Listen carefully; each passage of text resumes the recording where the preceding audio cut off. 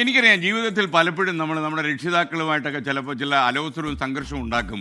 പക്ഷേ അതിൻ്റെ അടിയിൽ വലിയ സ്നേഹത്തിൻ്റെ ഒരു താമര നൂല് എപ്പോഴും ഉണ്ടാകും. ഈ സംഘർഷത്തിന് അപ്പുറം കടന്നു പോകുന്ന ഒരു സ്നേഹവാത്സല്യങ്ങൾ നമ്മുടെ ജീവിതത്തിൽ ഇങ്ങനെ ചൂഴ്ന്നു നിൽക്കും. എന്നാൽ ചില ആളുകളുണ്ട്, മാതാപിതാക്കളുള്ള സംഘർഷം നീട്ടിക്കൊണ്ടു പോകും. എന്നാൽ ഒരു മോഡലായ ഒരു ആത്മബന്ധം, അതും അമ്മയും മകളും തമ്മിലുള്ള ആത്മബന്ധത്തിൻ്റെ കഥയാണ് ഇന്ന് രാവിലെ ഞാൻ പറയാൻ പോകുന്നത്. ഇത് പ്രശസ്ത എഴുത്തുകാരി അരുന്ധതിയും അവരുടെ അമ്മ മേരി റോയും തമ്മിലുള്ള ബന്ധമാണ്. മേരി റോയ് നിങ്ങൾക്കറിയാം, കോട്ടയത്തെ പള്ളിക്കൂടം എന്ന പ്രശസ്തമായ സ്ഥാപനം നടത്തിയ ആൾ.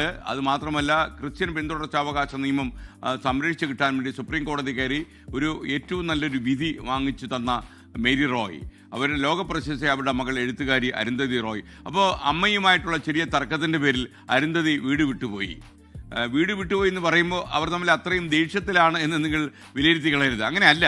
3 കൊല്ലം മുമ്പാണ്, അതായത് 2022-ലാണ് മേരി റോയ് അന്തരിക്കുന്നത്.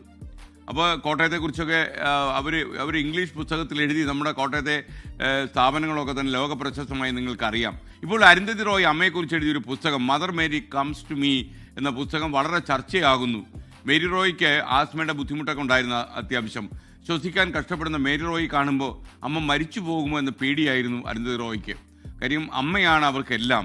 അവരമ്മയോട് വഴക്കടിക്കുമ്പോഴും അടിമനസ്സിൽ അമ്മയോടുള്ള വാത്സല്യം, ആ സ്നേഹത്തിൻ്റെ താമര നൂല് പൊട്ടാകാതിരിക്കാൻ എപ്പോഴും അമ്മയും ശ്രദ്ധിച്ചിരുന്നു.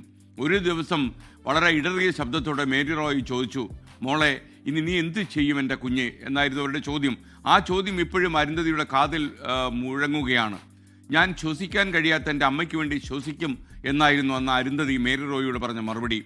അമ്മയെ ഇഷ്ടമില്ലാഞ്ഞിട്ടല്ല ഞാൻ വീട് വിട്ടത്, എക്കാലവും അമ്മയെ സ്നേഹിച്ചുകൊണ്ടിരിക്കാൻ വേണ്ടിയാണ് എന്ന് ഈ പുസ്തകത്തിൻ്റെ ആമുഖത്തിൽ അരുന്ധതി റോയ് പറയുന്നുണ്ട്. പറഞ്ഞു വന്നത്, പിതാക്കളുമായുള്ള ബന്ധം എല്ലാവർക്കും ഒരുപോലെയാണ്. ചില ആളുകളുണ്ട്, 70, 60 ഒക്കെ വയസ്സായ അമ്മയും അച്ഛനെയും മാറ്റിമറിക്കാൻ പറ്റുമെന്ന് പറഞ്ഞ് കലച്ചലായി അവരോട് വഴക്കടിക്കുന്ന ആൾക്കാരുണ്ട്. പ്രായമായി കഴിഞ്ഞാൽ അവരെയൊന്നും അങ്ങനെ മാറ്റാൻ പറ്റില്ല. ഞാനൊരിക്കൽ ഒരു മരുമകനെ അഡ്വൈസ് ചെയ്ത് അങ്ങനെ, നീ മാറാൻ ശ്രമിക്കുന്നത് നിന്റെ 75 വയസ്സായ അമ്മായിച്ചനെ മാറ്റാൻ ശ്രമിക്കല്ലേ എന്ന് പറഞ്ഞു. കാര്യം നമുക്ക് സ്വയം മാറാൻ എളുപ്പമായിരിക്കും, എന്നാൽ പ്രായം ചെന്നവരെ എളുപ്പത്തിൽ മാറ്റാൻ കഴിയില്ല. അത് മനസ്സിലാക്കിയാൽ വളരെ നന്ന്.